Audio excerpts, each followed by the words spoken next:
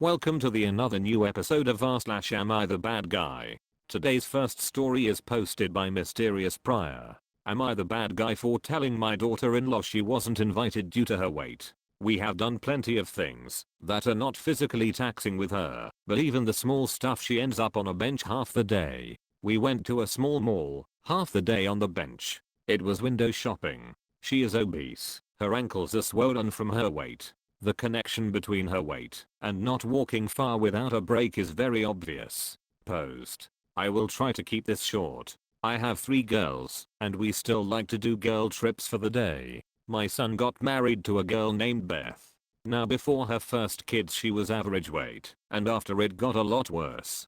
Her only kid is 8 years old at this point, and she hasn't lost the weight. It's bad enough that she needs constant breaks walking. I used to like her, and now I don't due to how she acts. Everywhere we go with her it is constant complaining that she is tired. The last girls trip to the mall was spent sitting on a bench half the day, since she needed constant break. If you try to leave she will go on about abandoning her. It's annoying. I invited the girls to go to a farm for pumpkin patch and pick some apples. It has big orchards and a ton of walking. We went, it was a great time, and some pictures went on Facebook. I got a call from Beth asking why she wasn't invited. I lied saying it was just a family trip, and she accused me of lying. I had enough and told her the truth. I told her she wasn't invited due her weight, that she forces us to stop all the time, and it ruins the trips most days, since we don't get to do half the stuff. She called me a jerk and hung up. I'm getting texts from my son saying to apologize, but the girls are on my side and are sick of having trips ruined, since we have to wait for her all the time. People have given some suggestion to OP on this post. Let's see. First suggestion from Crown Class Warder. Are sick of having trips ruined, since we have to wait for her all the time. At the risk of being called fatphobic. Good for you. Not the bad guy. Why should your trips revolve around her? Why should you be forced to plan outings that are within your daughter-in-law's step limit? Finally, you're free to only invite your actual daughters to things too. You aren't blocking her from any and all family gatherings. She just got blocked from this one, which I hope is the first of many trips you and your daughters have been putting off for her sake. Get out there and see the world. It's lovely. Next suggestion from Alarming Reply. Personally, I would be extremely annoyed with anyone who asked why they were not invited when I just wanted to do something special with my daughters, and then accused me of lying. Nope. I can understand your response. Not the bad guy. Beth pushed too hard, so you pushed back. That's on Beth. Beth was trying to guilt you, ETA, about the lying. If you boldly ask someone why you were not invited to go apple picking or any place else in the world, chances are very good that it's not going to be for magical and wonderful reasons. The honest answer will always be, because we did not want to include you. Best not to ask the question or push too far. Just accept the kind answer. Next suggestion from Cassowary. Not the bad guy. There needs to be balance. Beth needs to bow out of things that too physically taxing for her. Use mobility aids so that she doesn't hold up the entire group and not complain when others opt not to spend most of the activity time waiting on her. When you do include her on things, hopefully you choose things that don't require much walking, and when you do need to leave her, don't cave to her whining. Tell her you love her and you'll meet back up in 20 minutes or rotate who gets to sit with her. I think her attitude more than her weight is going to keep her excluded, and I hope her 8-year-old isn't being left out too. Next suggestion from Hoopsie Daisy. I'm not as small as I used to be. If I know there is a lot of walking in an activity I'm being invited on, I decline and say, you know, my knees are just not up to it. She needs to use her own common sense. Mother-in-law calls and invites her to do a 5-mile hike. She knows she can't do it. Say maybe next time we can do something. Mother-in-law calls and says, we are going to the mall for lunch and window shop. Say sure, that's great, I will join you for lunch, and then leave. You know I'm not much for walking the mall. Next suggestion from Carlster. Not the bad guy, but I would have explained nicer. Maybe frame it like you are looking out for her. Sorry, didn't think you'd want to do all that waking. Last time we walked a lot, you needed lots of rest and complained the whole time.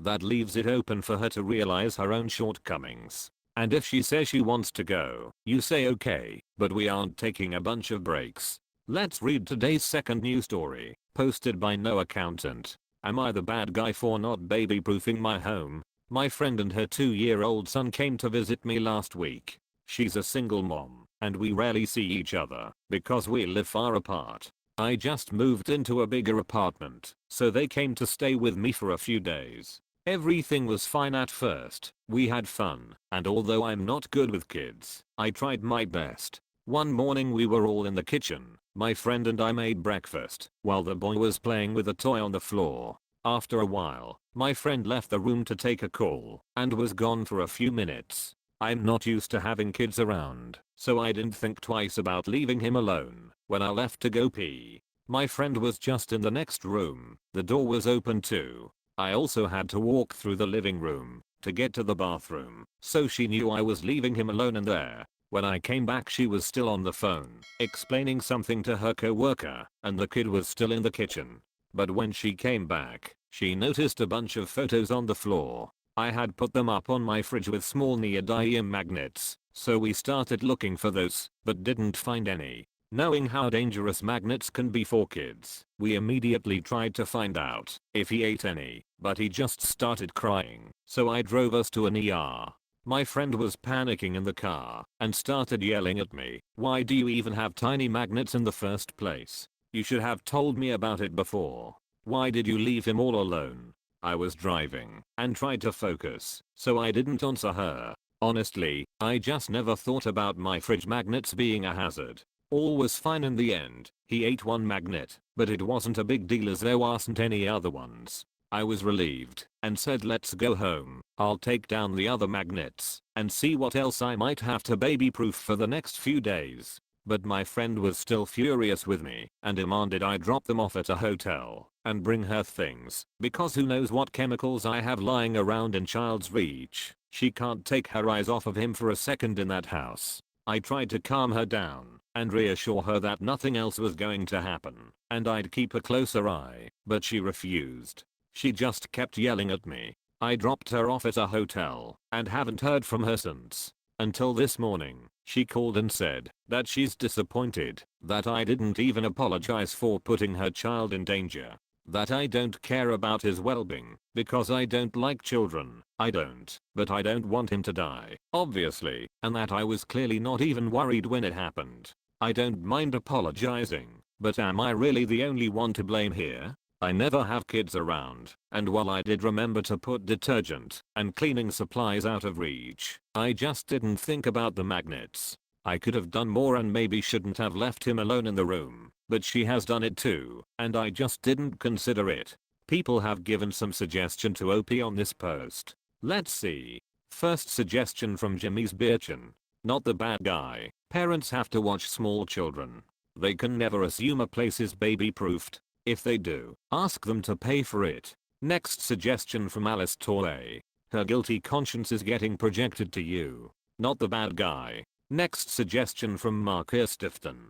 Not the bad guy. It was her responsibility to watch the kid. I don't demand people to baby-proof their house when we come over. Even so, she should have said, "This call might take a while. Could you keep an eye on him?" Then you might not have left him alone. I fail to understand how the inability to watch her own kid was now your fault. I've taken loads of calls and still was able to watch my kid, or specifically asked someone to watch them as I took a call. It's not that hard. Of course this whole thing was scary and he might just be lashing out because of adrenaline, but this just seems so weird to me. Watch your own kid, lady. Next suggestion from Dazzling Item. Not the bad guy. I have a friend that comes over with her toddler and, the first thing she does is a happy lap around the room to inspect anything that may be dangerous or fragile and puts it away. I don't mind. And B, she watches her toddler at all times. Her kid, her responsibility. Next suggestion from C Majuscula. Not the bad guy. You don't have kids. Why would you baby proof? It's the parent's job to check out the environment and watch their kid.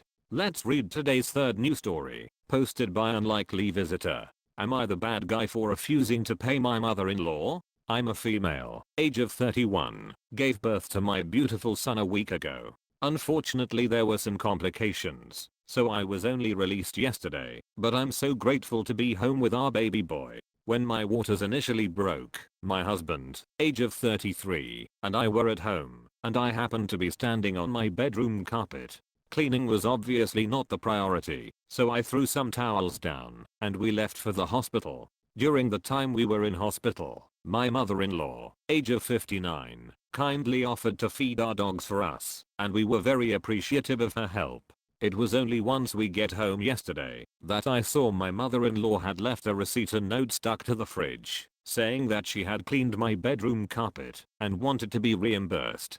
She had also taken it upon herself to clean the rest of the house while she was at it, and all in all, would like a day's pay at $25 per hour plus $200 worth of products. Now, while it was nice of her to clean my carpet and then the rest of my house, neither of us asked her to do this. My husband wrote her the following text. "Hello mom, we really appreciate your help over the last few days while my name was in the hospital. It was great having someone over to look after the dogs. We noticed your note and receipt on the fridge and are a little upset you took it upon yourself to 1. Snoop through the house, as neither of us had told you about my name's waters breaking in the bedroom. 2. Go out and buy hundreds of dollars worth of cleaning products, and then 3. Charging us for your time and the aforementioned products. We would also like to ask where these cleaning products are, as if we are paying for them, we would certainly like to get our money's worth. When we entrusted you with the dogs, we really thought you were helping us out of the good of your heart and not giving you an opportunity to make a quick buck. We are family and are hurt you would do something like this while my name was so unwell." My mother-in-law immediately responded to my husband saying that she did what she did out of the kindness of her heart and she cannot believe we would be so ungrateful. I have also received some texts from extended family members saying that mother-in-law didn't have to help me, but did do despite her advanced age out of love. I have had to turn off my phone so that I don't have to deal with all the texts, but my husband is still getting a lot of hate from his family because we are manipulating the situation and making mother-in-law the bad guy when she was only trying to get the house ready for the baby. I'm quite upset by the whole thing, but my husband is now saying that maybe we should pay to get the extended family off our back and just enjoy this time as new parents rather than dealing with all this. I'm not okay with paying him mom for anything. She sent another text to my husband earlier saying she would be happy to gift us the products, that is take it off our bill, but she would still like to be paid for her time given that she dealt with a biohazard. People have given some suggestion to OP on this post. Let's see. First suggestion from Callie the Blaze. Not the bad guy. It's only help if the recipient actually wants it. Otherwise, it's imposing yourself on them. Charging for it is only doubling down on the problem, because now it's forcing unwanted commercial services on you. If she'd done it out of the kindness of her heart, the most she could possibly ask for is the cleaning supplies, because that's the only thing she is out financially, and I'd be giving even that the side eye. The kindness of one's heart doesn't come with a price tag. Next suggestion from Distinct Score. Not the bad guy. I hope you and your husband discuss setting up very hard boundaries with his family and protecting your child. Congrats on the new baby. Enjoy the cuddles while you can. Next suggestion from Stropo. Not the bad guy. It was really presumptuous of her to charge you for the cleaning. You should not pay her, because this will just open the door to other demands by her, paying for babysitting, perhaps. Be sure to give her strict instructions to not take on extra work if you have to ask her to do something for you again. Next suggestion from Boo. Not the bad guy. To the flying monkeys, this is none of your business. Back off and stop contacting us. Then block them. To mother-in-law, if you truly did this out of the kindness of your heart you wouldn't charge us. We will not be paying you 1 cent, and you will never be alone with our child, because we can't trust you. Then leave all the unused cleaning products on her doorstep and block her. Next suggestion from Cleantech. You should go into her house when she is not there and do some random thing unasked and then bill her for it. For instance, mowing the lawn, cleaning, etc. Then when she protests, call it even and let extended family know. Also, I would never let her in my house again or ask her for any help. This is really cheap behavior. Not the bad guy. Thank you.